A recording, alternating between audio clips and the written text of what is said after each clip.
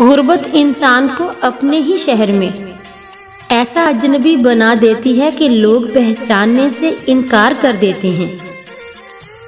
हराम रिश्तों से दूर रहो, हराम रिश्तों से दूर रहो, हलाल रिश्ते से सब कुछ मिल जाएगा, मोहब्बत, इज्जत और मान। किसी को उसकी औकात याद दिलाते वक्त, किसी को उसकी औकात याद दिलाते वक्त जो अल्फाज हमारे लबों से निकलते हैं वो दूसरों को हमारी औकात बता रहे होते हैं। बात करना काफी नहीं, बात करना काफी नहीं, बात में तासीर होना जरूरी है और तासीर खलूस और आजिज़ी के बगैर नहीं आती।